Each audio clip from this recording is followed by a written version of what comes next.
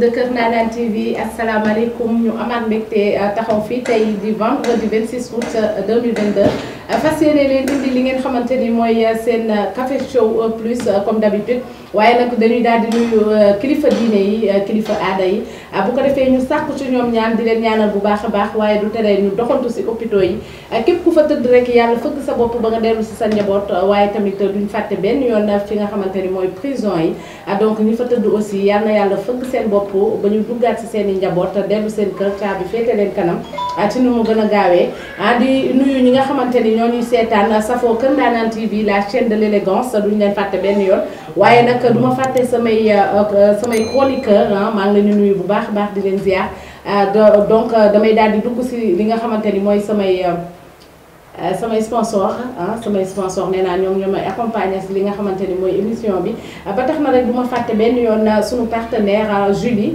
moom mooy defar li nga xamante ni mooy bouillon yi waaye tamit duñ fàtte benn yoon ki nga xamante ni mooy Yatasaay moom moo yor li nga xamante ni mooy eau Aquaterra donc ñu ñuy accompagner si suñu émission Café Show Plus waaye duñ fàtte benn yoon boulangerie pâtisserie pizzeria Le Cadior damay daal di bàyyi samay chroniqueur ñu daal di présenté wu bu ko defee ñu dellu si waat Nabou maa ngi lay nuyu. waaw maa ngi lay fay maa ngi nuyu Lukaar di leen ziar di leen jox seen wàccuwaay ci àjjuma ji di wax asalaamaaleykum mbokk internet Kër Ndanane TV dalal ci leen jàmm seen émission Café Show Plus. donc ma lay jaajëfal bu baax a baax Nabou damay daal di bàyyi rek Lukaar nga daal di nuyu wax internet yu ñuy seetaan ñu dellu si waat. salaamaaleykum mbokk internet yi di leen jaajëfal di leen wax ne vendredi mubarak di jaajëfal képp koo xam ne yaa ngi suivre Kër Ndanane TV Mama Africa. donc mi ngi noonu tey nee naa leen seen émission Café Show comme d'habitude rek waaye tey ñu indil leen li ngeen xamante ni moom ngeen di bëgg di safoo yéen ñi safoo Kër Ndanane TV donc du ma leen fàtte rek di leen wax que ni mën ngeen ñu am si suñu plateforme Facebook Instagram TikTok YouTube donc boo leen fa demee rek di ngeen suivre li nga xamante ni mooy suñuy émission di ngeen ko am waaye Nabou moo yor li nga xamante ni mooy actualité people donc dañuy daal di dugg directement si li nga xamante ni mooy actualité. comme ni nga ko waxee maman actualité dañuy dem ba extérieur tey benn sénégalais bu nekkoon Brésil jóge fa depuis février dem établir domicile États-Unis moom la benn automobiliste fel ba mu ko felee moom dawul nag dafa taxaw xaar secouriste yi bi muy dem hôpital ci yoon bi la ñàkkee bakkanam moom nag ñu ay mbokkam ñoo ngi def requête di lancer requête pour dajale $8000 yi ñuy mën a joxe pour jot seen dépouille maanaam 5 millions de francs CFA moom la ñu soxla pour mën a jot seen néew ñoom aussi tamit ñoo ngi ñaan yoon def ci liggéeyam parce que ba léegi waxuñu pour jàpp ki nga xam ne moo def jëf jooju dañ ko bàyyi mu dem. donc loolu am na solo Nabou doon loo xamante ni déjà ki ñàkk bakkanam ñu ngi koy jaalee àdduna yëpp donc di ko jaalee waa Sénégal bitim réew ñëpp fépp waaye ne rek ñu nga koy jaay bu baax a baax di wax que ni rek loolu moom liggéeyu autorité yi la. te ñu ngi leen di ñaan bu baax a baax ñu taxaw si. d'accord ci kaw loolu man de li ma ciy sànni mooy que fi mu toll nii ñi xam ne ñoo nekk extérieur man li ma ci gën a jaaxale ci par rapport li ñu jot wax mooy fexe dajale xaalis pour xool nu ñu def ba indi koor bi. loolu nekk na loo xam ne lu metti la te bu ñu sañoon tamit ñii nekk extérieur war nañ di mën a denc tamit ci sóoraale loolu parce que am na foo xam ne du dëkk te tôt ou tard Sénégal nga am te xam ngeen ne ñaan na yàlla tamit képp kuy dem nga fas yéene di ñëw si jàmm ak parce que tamit dafa am solo ñu naan boo amee dara na nga denc pour préparer si ëllëg yi ñëw ci Gorbel Diagne da doon gis ne à tout moment da doon préparer boppam danaan man kenn du ma jëndal dara lépp man maa koy waajal sama bopp donc tamit nit ñi war nañ ci bàyyi xel surtout ñi nekk extérieur. mais aussi tamit xam nga du yomb sama genre gi dañoo ragal dee tellement que nga xam ne duñ ko waxtaanee sax waxatuma la ak nag di ko waajal. mais boo ko deful da ngay am problème de. ñuy wax aussi tamit que ne sénégalais de l'extérieur yi li ñuy jànkonteel. xaw na métti trop parce que tout le temps da ngay dégg benn sénégalais rey nañ ko tel par ci rey nañ ko par là. ñuy wax tamit autorités yi ñu xaw ci bàyyi xel parce que ñooñu tamit ay doomu Sénégal lañ suñu jógee foofu dañuy dem ba Liverpool Sadio Mané supporteru Liverpool yi ñoo ngi kaas nee nañ pour ñu essayer jëndaat Sadio Mané mu ñëwaat balaa mercato bi di jeex parce que nee nañ depuis ba mu demee ba léegi Liverpool dara neexu fa may wax ne Sadio nag xolam la ci cin mënta manqué benn yoon. donc fierté sénégalais yi la tey ñii ñu toog ñuy laajte suñu doomu réew donc équipe yi di ko xëccoo loolu fierté Sénégal la. en tout cas daal football li ma ci wax mooy que Sadio Mané fi mu toll nii na préparé coupe du monde moom daal bu ko dara dal. moom daal fi mu toll nii xam naa làmb gi bëri na ci moom te fi mu toll nii moom moo téye dëkk bi man leen rek moo ma ci marqué muy semaine bi ñu génn weekend bi ñu génn bii mu dugalee bii bi laal ak loxoom dafa am honnêteté la carrément kat loxoom la ko laale man loolu dakk na loo xam ne lu ma marqué la en fait parce que bu nekkoon benn Lamine bi football ci biir terrain bi moom danaan noo dugg na far force te fekk ne VAR moom ba mu amee ba léegi kenn sonn. bu dee Lamine du ko mës a wax Sadio dafa gëm boppam rek moo tax dañuy ñëwaat ci incendie bi nga xam ne moo amoon fële ca Tivaouane ñu ñuy xamal ne sage-femme bi du nom de Awa Diop ak infirmière bi Koumba Mbodj ñoom ñaar ñooñu ñu jàppoon bàyyi nañ leen pour l'instant liberté provisoire lañ leen may ñuy wax ne ba léegi loolu dara leeragu ci ñu leeral mbir yi parce que tamit 11 bébé yooyu dem ay bakkan lañ ay yaakaar lañ woon ci seen ay waajur. dëgg la loolu tamit déjà rek doonoon na loo xamante ni bu mu xewee frappé na population bi ñëpp doon ko ñaawlu lool waaye tamit ñii di sage-femme yi tamit daanaka du loo xamante ni tamit luñ tey la.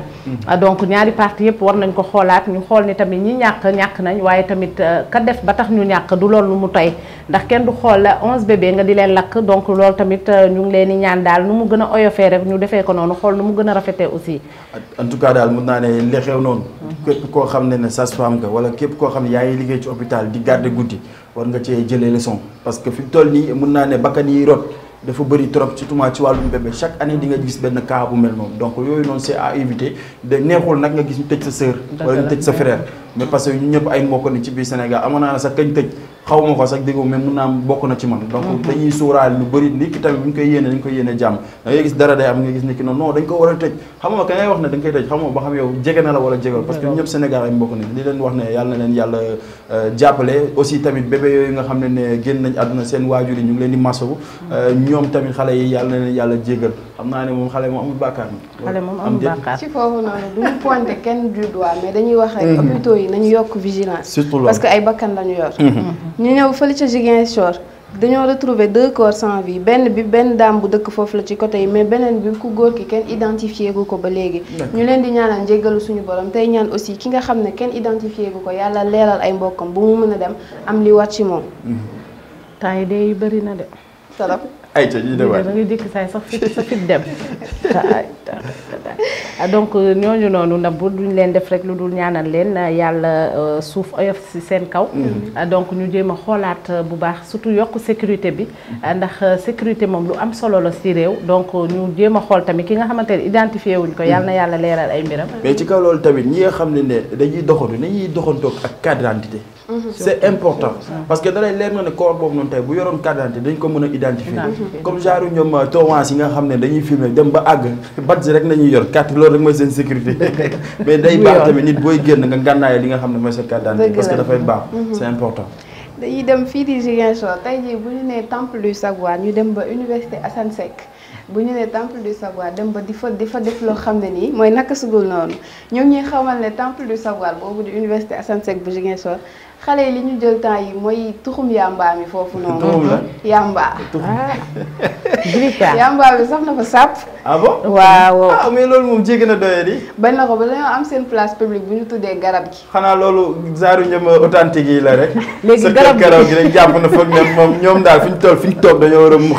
est-ce que dañoo Lamine. ah du ma leen a déet léegi garab gi daal foofu lañ jël seen mooy seen espace boo xamante ni fa la ñuy. tukkee seen yamba daal sax il paraît que jàpp nañ fa benn militaire bu nga xam ne civil la solo woon ñu jàpp ci moom quantité yamba bu bëree bëri. donc comprendre nga militaire bi civil. dafa civilu. moom lañ jàpp. waaw mu yor ay yamba. waaw. ah tamit loolu dama ci débat. loolu moom nañ dem VAR bu ko defee. bu ko defee ñuy remercier Nabou bu baax a baax ci li nga xamante ni moom nga ñu indil tey ci actualité people donc damay daal di bàyyi Nabou rek mu daal di tàggatoo internet yi seetaan ñu dellu si. su ko defee kon merci beaucoup mbégte contente laay am tout le temps di bokk ak yow plateau bi Lucas de même que yow. di wax téléspectateur Kër Ndanane TV chaque jour ñu dajewaat fii même ci seen émission Café Show. mais taay da nga naanaanu di nga duggee ci international laal ay ñoom Sadio Mané affaire yooyu wàccaat Sénégal jànk lan la. non monsieur Faye da koy toppatoo. yaa ngi dëkkee la est-ce que verre yi monsieur Faye jox ko sax. waaw la demee da ngaa gis Lucas di sol ay verre bu ne ko non kaay nga solal ay verre.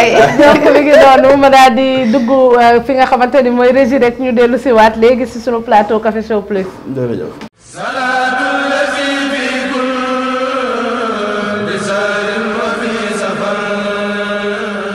ngir màggal gu mucc ayib te ànd ak tawféex Aquaterra ndox mu sell te wóor ci bëri ferñeent lool moo leen di gunge si safar gi Aquaterra si pur si léger Aquaterra disponible en format de 19 litres 10 litres 1 litre 50 60 35 et 25 centilitres Aquaterra moo leen di ñaanal màggalug jàmm. donc mi ngi noonu may remercier waa régie bu baax a baax waaye nag nee naa leen du ma fàtte ki nga xamante ni mooy sunu sponsor ndax tey dañoo am gan gu bees gu ñu gane si donc muy pâtisserie pizzeria Le Kajoor moom it ñëw na ci kër gi indi ñu ay petit déj yoo xamante ni macha allah mi ngi nii tey yanjal sunu jour donc ndekki nañ ba suur ba deseeru donc mi ngi noonu damay daal di am mbégte rek recevoir ci sunu plateau Café Show Plus ki nga xamante ni mooy Fatima Sow donc tey mu ñëw daal di ñuy gane si doon sunu invité spécial donc damay daal di bàyyi Fatima mu daal di présenté wu bu ko defee ñu dellu si waat si sunu plateau Café Show Plus Fatima ñu ngi lay nuyu. maa ngi lay ziare Maman Africa di nuyu Lucar di nuyu képp ku ma fekk rek ci biir kër gi am mbégte contentement di jàkkaarloog internet Kër Ndanane TV di leen dalal jàmm di leen wax biir Café Show tey narul yomb. ayca di am mbégte di la dalal Fatima comme invité spécial. ci kaw loolu comme ni ñuy wax rek Fatima Sow nekk journaliste en même temps nekk directrice de publication. en même temps nekk rédaction en chef li nga xam ne mooy magazine Révélation parce que bii nekk na loo xam ne lu bese tey lii moo tax ñu invité ko parce que fas yéene waxtaan ceeg moom ñu gis ne par rapport ak ci kaw côté loolu da ngay commencé yëngu ci wàllum entrepreneuriat Fatima. Oui Lucar merci beaucoup ci introduction boobu. donc ñu ngi dugg ci wàllum entrepreneuriat parce que ñëpp xam nañ Sénégal jamono ji lu mu tëddee. du coup nag journalisme xam nañ ni 3 pàcc la. télé rajo ak presse écrite. ñu ne pourquoi pas ñu investir ci secteur boobu. ndax milieu presse écrite bi nag dafa xaw a sooxe au Sénégal. peut-être parce que les gens ne lisent plus beaucoup mais aussi tamit tout simplement parce que. information yi ñuy soxla souvent duñ ko am ci wàllum presse écrite. d'accord ci kaw magazine Révélation dañuy gis ne am na wàllum actualité wàllum sociétal en même temps tamit li jëm ci wàllum santé et cetera même sport tamit mi ngi ci biir pourquoi nga choisir domaine yooyu noonu jël ko dugal ko ci biir magazine bi Révélation. voilà donc ay rubrique inédite la yoo xamante ne nii dañoo étudier projet bi gis li nga xamante ne nii c'est en rapport direct avec la population. nga xamante ne nii nit ñi du jour au jour moom li ñuy dund. donc moo tax ñu jël thématique yooyu jël. actualité ak vie sociétale lépp lu laal wàllum politique économie santé éducation leadership féminin entrepreneuriat des jeunes waaye tamit li nga xamante ne ni mooy rubrique découverte jël lépp loo xamante ne nii tey population bi dinañ ko soxla ñu andil leen ko ci biir magazine d'accord pourquoi nga tànn li nga xam ne mooy mois de juillet comme sa premier number bi bii di nga jëndee ko xam nga waaw mois de juillet daf ci tombé rek on dirait ci la projet bi ñor xam nga fonds yi daje. depuis kañ nga commencé woon togg projet bi. donc projet bi nag bi ma ko bindee c'était en 2018. d'accord laa ko toggoon ba pare dencoon ko sama tiroir. waaw yàgg na ba 2022. ba 2022 4 ans après mu soog a ñor. di gis ne yaa ngi def tour plateau yu bëri actuellement loolu nan la demee relation yi ni mu demee dafa am benn branlo wala da nga am sa benn carnet bu gudd. wala lu mu lépp la fekk nga doon journaliste moo tax mu yombee la noonu en fait. waaw parce que je suis journaliste c'est normal. ñu ci bëri samay collègues lañ jot naa leen a fréquenter. ay consoeurs lañu ak ay confrères donc moo tax bu ma leen expliquer li nga xam ne mooy concept Révélation bi. dañ siy ànd ak mbégte comme yow ni nga ko defee Jack ni mu ko defee Maman Africa def ko ñeneen ak ñeneen. dañuy am mbégte tey toj li nga xamante ne ni mooy Révélation parce que lépp sotti ci ak def ci la. et que population bi dañ ko war a xam parce que nag c'est la révélation. Révélation warul yomb. d'accord ci biir Révélation dañoo gis ne wàllum leadership bi entrepreneuriat bi moom nga gën a valoriser ñi nga xam ne ñooy def social. donc pourquoi nga commencé foofu alors que politiciens yaa ngi fii santé baa ngi fii. voilà pourquoi loolu quoi. li tax ma commencé foofu nag c'est juste pour sensibiliser xam nga journaliste dañoo ne rôle am li nga xamante ne nii mooy tax mu war a nekk journaliste. mooy muy traduire waaye tamit di feeñal li nëbb. lépp loo xamante ne nii moo jëm ci wàllum dund gi. d'accord lu jëm ci en rapport direct avec la population te nag pour ñu def ko nag il faut ñu sensibiliser. wanaale xale yi aussi jeunes yi conscientiser leen wan leen ni waruñu toog rek chaque jour di xaar. naan damay xaar yàlla bay sa tool boo xoolee suñu yaay yi nga xam ne bàyyiwuñ dara boo jugee fajar ci oto yi bus yi car rapide yi ñoom ngay gis ñuy njëkkante di dem marché di dem daani seen doole ñi nga xam ne ñooy am na jeunes yoo xamante ne ni aussi jàng nañ am nañ diplôme ñenn ñi jànguñu mais ci entrepreneuriat lañ dem parce que gis nañ ni waruñu toog rek di xaar lépp ci état bi ñu jël nag ñi nga xamante ne nii macha allah yàlla may na leen pouvoir ñu dem yàlla may leen alal mais bàyyiwuñ benn yoon seen communauté ñu leen di gestu à chaque fois ñooñu nag lañ jël da leen def rubrique Révélation. d'accord ci biir rubrique Révélation boobu magazine bi ñu gis ne da nga bàyyi partie pub. donc pourquoi xanaa foofu da nga bëgg a recueillir tuuti xaalis tuuti un peu wala qu'est-ce qui se passe. waaw mënu ci ñàkk nag parce que ay publicité dañuy bëgg képp koo xamante ne ni xam na Révélation rek mën ci gis ay produits am. mën ci am ay visibilité. donc loolu moo tax ñu bàyyi si ay pages yoo xam ne ce sont des pages entières de publicité. ñu consacré ko ay produits et services bien donnés donc képp ku ci bëgg publicité rek boo contacter li nga xam mooy Révélation di nga am visibilité. d'accord par rapport ak Révélation yan difficulté nga ci am biñ ko commencé sooxe ba léegi. waaw li ci gën a metti je pense que mooy wàllum information bi parce que nag quoi qu'on puisse dire magazine du ñëpp a ko xam au Sénégal. donc am na benn côté boo xam nañ ko bu baax mais am na ñeneen ñoo xamante ne ni il va falloir nga expliquer leen bu baax wax leen ni c'est de l'information la ñuy def ci biir pour que ñoom ñu mën a comprendre lan mooy magazine bi réellement. d'accord donc loolu kese moo ci xaw a metti à part cela les gens l'ont bien adopté et que vraiment koo ko jox day xam ni am na contenu ci biir et voilà ñu ngi ci encouragé bu baax dans ce sens. par rapport ak li nga xam ne mooy situation Sénégal ak coût bi nga xam ne def nga ko par rapport ak magazine bi est-ce que du indi difficulté 2500 c'est pas beaucoup en fait d'après yow. waaw par rapport ak coût bi li nga xam ne moom la ñuy tirer magazine bi c'est pas du benn sax. parce que li ñuy génnee magazine bi moo gën a cher li ñu koy jaayee. ci biir magazine bi ñaata page nga prévoir. Pour le moment ñu ngi ci 28 pages mais normalement prochain numéro bi dina am 26 pages. 36 pages en octobre prochain. octobre nga fas yéene génneewaat kon donc ça veut dire que chaque 3 mois. da ngay génnee benn. damay génnee benn ramasser le maximum d'informations surtout nag informer juste et vrai. d'accord waaw joxe ay informations yu wóor. te leer ak leer. leer bi tamit da ciy bokk kii Maman Africa. xam naa ne moom gémmi nga instant mi ngi raf parce que moom elle a envie de poser des questions. Non, je ne suis pas pressée. moom elle est comme ça parce que moom à chaque fois daf may noggatu ci biir plateau. waaw da lay marcher sur la langue day xam fa nga jëm. da ngeen a xamante moo tax daf maa nag tey seen couleur da ngeen a méngoo sax nag. day wër di laajte lu ma sol pour ñu niroo leen moom. ah mais c'est normal c'est ma jumelle quoi. léegi man fi may ñëwee Fatima rek mooy déjà dama lay féliciter bu baax a baax parce que c'est pas facile nga entrepreneuriat yombul donc du coup ñu bëri dañ koo ragal tey gis nga ni ci say biir wax nga ko nga ne déjà jeunesse bi du ñu lire donc tey jii booy xool li ci ëpp ay téléphone la ñuy utiliser lu ci ëpp est-ce que bi ngay génnee sa magazine bi xalaatoo woon que ni tey jii su ma ko génnee peut-être lire bi ci concentration bi muy laaj pour nit ñi def ko ci duñ ko ci def nga daal di créer loo xamante ni ci électronique bi lay doon daal nga xamante ni waaw digital côté digital ba nga xamante ni kuy déplacé wu sax ak lu mu sori dina mën a toog lire sa magazine. merci beaucoup Maman Africa ci pertinence question boobu nee naa la li nga xamante ne nii mooy magazine Révélation dañoo comme 2018 lañ ko bindoon dañoo prévoir tous les paradigmes pour buñ ko génnee mu bañ a taxaw parce que nag lecture bien vrai que ñu bëri liiratuñu mais j'aime à croire que y a de fins lecteurs yoo xamante ne nii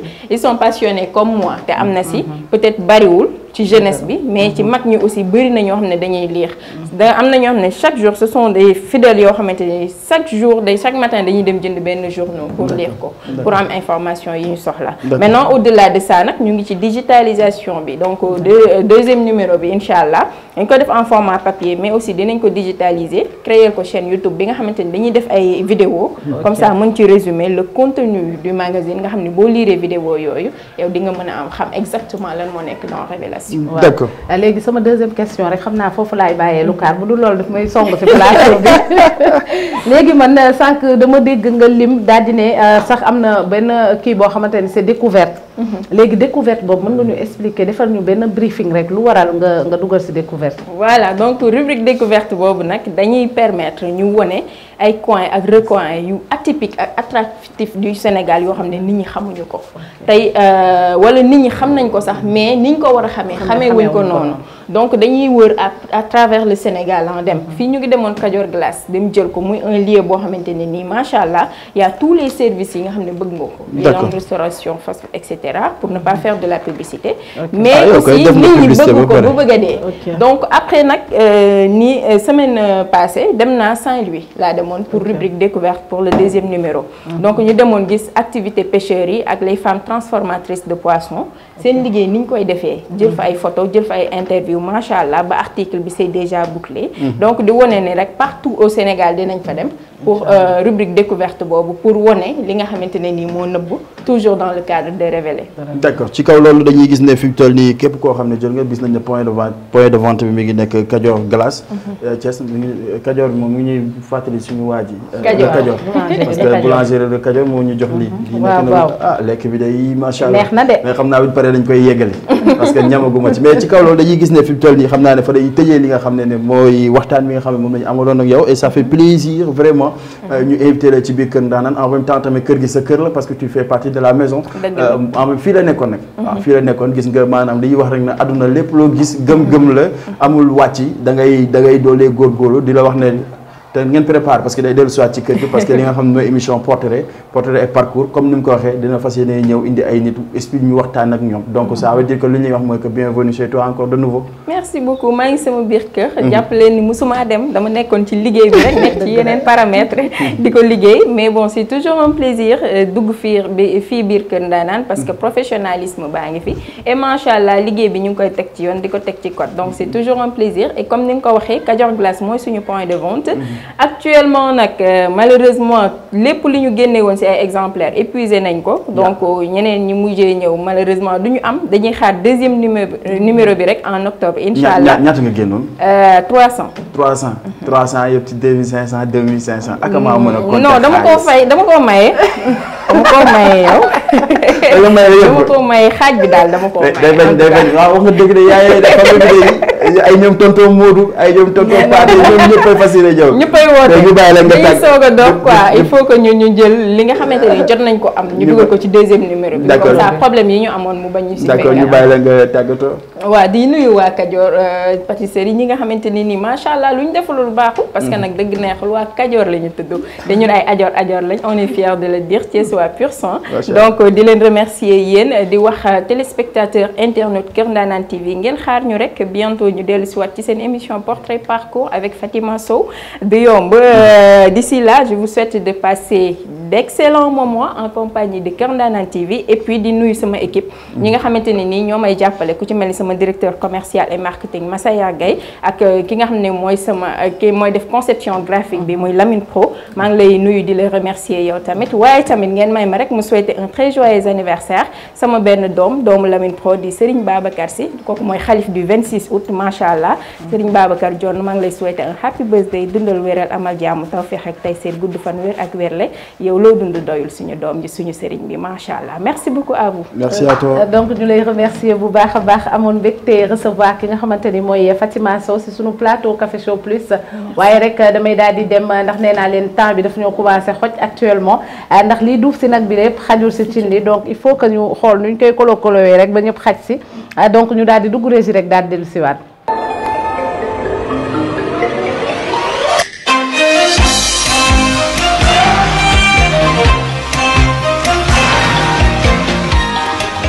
Aquaterra, si pure, si légère. Aquaterra ndox mu sell la bu ñu defaree fii ci Sénégal. donc may remercier waa régie bu baax a baax waaye nee naa leen nii lay demee saa su ne si seen plateau Café Show Plus ma amoon mbégte di doon recevoir woon ki nga xamante ne mooy Fatima Sow ma koy remercier bu baax a baax waaye du tey nag ma daal di ñëw si samay sponsor leader ndax nee naa leen damaa am gan tey boulangerie Le Kajoor comme ni ma leen ko waxee moom moo ñu indil tey li nga xamante ni mooy sunu petit déj donc dëkk bu fort indil ñu ay croissant au beurre waaye pain chocolat mi ngi si aussi pain raisin fàttewuñu benn yoon li nga xamante ne mooy drops mu neex loolu roche coco mooy oustaz bi nga doon sàq bi sànq boobu mooy roche coco donc mu indi ñu ay madeleine adresse moom mi ngi nekk Kër Massar waaye nag lépp dinañ si ñëwaat donc damay am mbégte rek daal di dalal ki nga xamante ni mooy oustaz Dabakh Cissokho. tabarakallahu rabbil alamin alhamdulillahi rabbil alamin wa sallillahuma ala rasulillahi sallallahu alayhi wa sallam. mbokk yi nu bokkal yàlla asalaamaaleykum wa rahmatullahi taala wa barakaatuhu di nuyu mbooleem koo xam ni yaa ngi toog sa biir nekk wala fu mu ca mën a doon di ñu seetaan ñu ngi lay jaajëfal lu baax di la bégee di la wax asalaamaaleykum Mama Africa maa ngi lay nuyu nuyu mbooleem équipe bi yëpp ziare leen nuyu sama copain Luc di ko ñaanal yàlla defal ko jàmm ak mbooleem équipe bi yëpp insha allahu taala bismillah. man oustaz dama la bëgg daal nga ne noo ko oowee Luka. man bi ma lekk dafa xaw a saf tuuti ton waaye Luc mii sama waay la maa ngi koy nuyu bu baax di ko ziare. mais ci kaw loolu xam nga ñi ci boulangerie la Kajoor Kër Mbaye Fall ga ñu nekk ñoom si jëm boppam ñi ngay toj. boo duggee bu wàccee arrêt jumaa waa Mbartal ñëw ba jege école Kër Mbaye Fall dëgg rek ñoom boulangerie bi wala Kajoor ñoom instant yi ñu ngi toj. ñoom dinañ jaay 300 moom. waaw dañuy am croissant ton comme ni nga ko waxee. 300 ton. aywa bisimilah maa ngi leen dégg ci laaj bi incha allah taala fii ci Kër Ndanane TV. donc ma am mbégte recevoir oustaz Mouhamed Dabakh Cissokho si sunu plateau Café Show Plus am mbégte lool nag partagé moom li nga xamante ni mooy plateau bi waaye nag sunu thème du jour mooy damay si daal di ñëw sécurité des femmes dans leur foyer oustaz tey loolu lañ indi. waaw rek nga tabarakallahu mama Africa sécurité des femmes de leur foyer maanaam jigéen ju nekk ci buumu sëy jigéen ju nekk ci néegu sëy kon am na ñoo xam ni li may wax bokkuñ ci. jigéen ji nekk ci néegu sëy la ñu wax xam nga li njëkk ngay tudd jigéen booba dafa am ay critères yi ñu tànnee jigéen. jigéen booy jël di ko dugal sa kër dafa am critères yoo koy tànn lu ko bay sàq mi bi dafa am critères yoo koy tànn bi ca njëkk mooy na nekk jigéenu béy. waaw jigéenu béy mooy baaraamu béy. baaraamum béy bi nga xam ne looy def ci sa loxo daa ci ànd ak moom jooju mooy ban jigéen mooy jigéen joo xam ne saa boo ko fekkee ci ëtt ndeyam ba ëtt baayam tu ñëwagul ci sa biir kër yaa ngi ko fekk ci mission ndeyam ba mission papaam. boobu jigéen ngay jël ñu tàggat ko nga yóbbu ko sa biir néegu sëy boo ko fa yóbbee mu jural ak njaboot. léegi nag baa ma defal ak teraanga. waaye nag jigéen ji nekk ci néegu sëy sécurité bi muy laaj bi muy am sangam moo ko koy jox. sangam maanaam jëkkëram. maanaam jëkkëram borom këram moo ko koy jox. ndax lukaar takku goo soxna waaye booy takk soxna ñii te dañ leen laaj. mooy nga wodd ko nga dëkkal ko nga dëkkoo ko nga dundal ko. ñeenti mooy sécurité. te ñeent yooyu rek ñeent yooyu képp lañ la laaj ci góor buy takk soxna. waaw léegi si góor buy takk soxna ñeent yooyu bu ko góor amul nu muy def. duñ ko may jabar. kon kooku daal fu kooku waram soxna. góor bu amul métier. góor bu mënta dundal maanaam bu amul métier rek mënoo yor soxna. moo tax sa doom bul ko jël may gu góor bi taaba te naan maa ngi xëy lijjanti ji déedéet góor dafa war a xëy ne maa ngi dem liggéeyi. waaw mais société bi fi mu toll nii da ngay gis ne góor boo xam ne am na 25 ans dañ naan la takkal jabar. man critères yi waaw mais amal 20 ans. d'accord man 22 ans la amee soxna. 22 ans 22 ans. sa ñaareel bi. 22 ans 32 ans mu 10 ans d'écart maanaam. gis nga dañ leen ñeent yi tax nga mën a am soxna. aajowul ci say at. d'accord. nga mën ko nga maanaam wodd ko waddun na faxatun këswatun suq na. mooy nga wodd ko. nga dundal ko. nga dëkkal ko nga dëkkoo ko. boo ko maanaam jigéen ju jóge na këram jëkkëram daw ci kër baayam baay man de awma ndékki nee ko toogal. baay man de sama jëkkër wodduma nee ko toogal.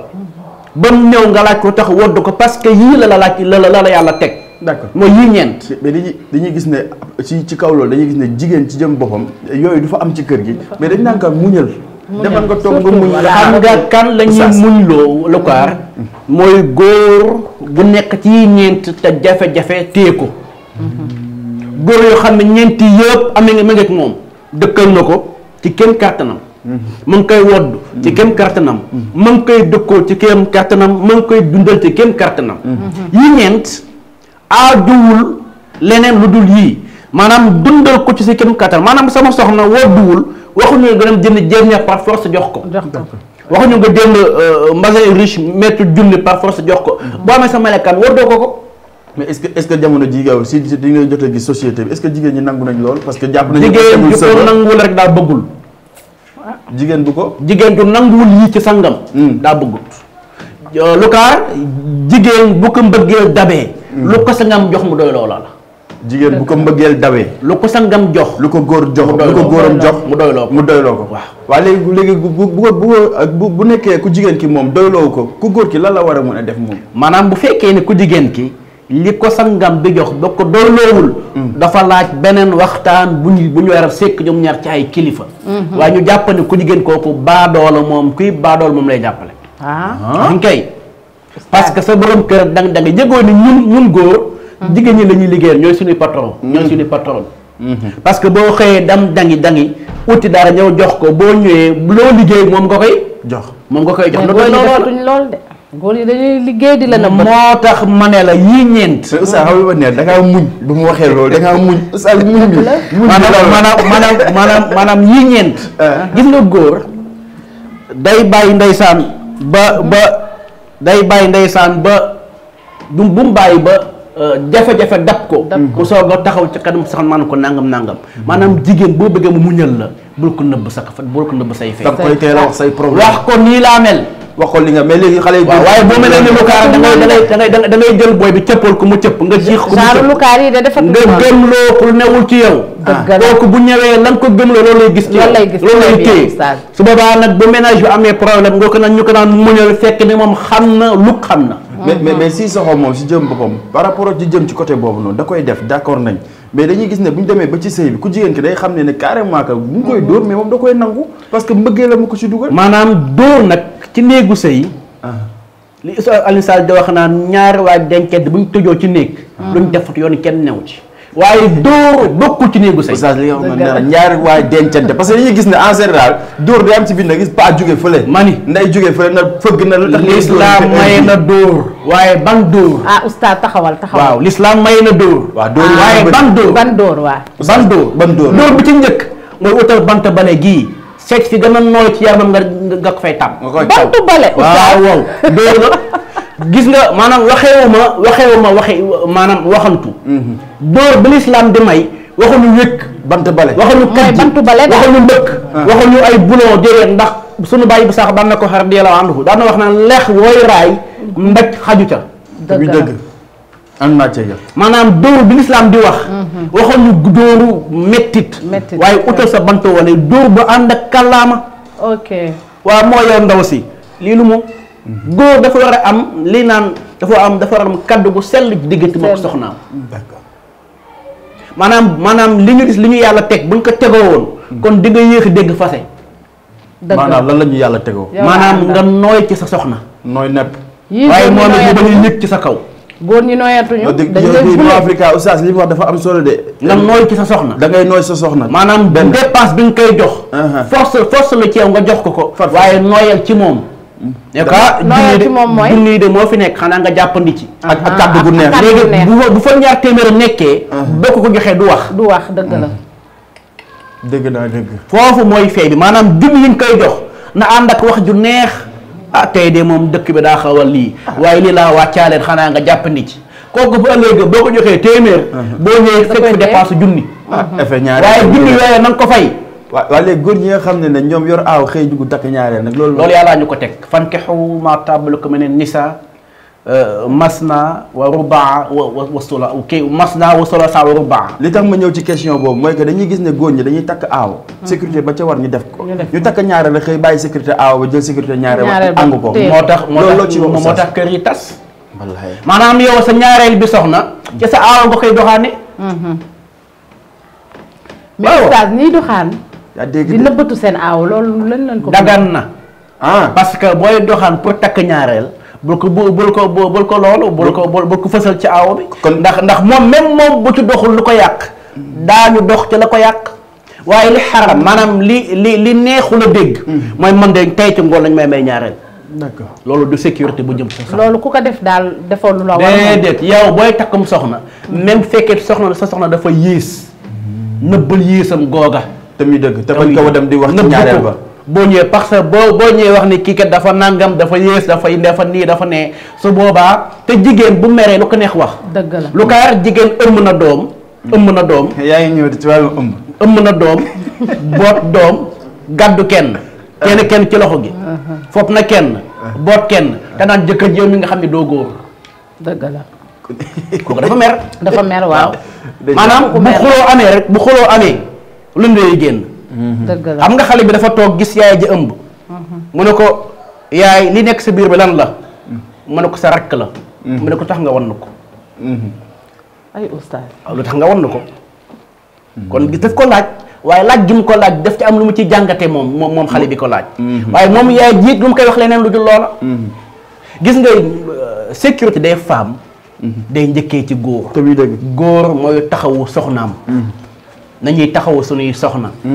ndax ñoom ñoo ñuy xamal suñu biir ak suñu bi teñ bañ di leen nëbbatu lu ñu am nañ ko bokk ak ñoom te bañ te di leen laayi biir loo am bokk ak sa soxna tamit dëgg.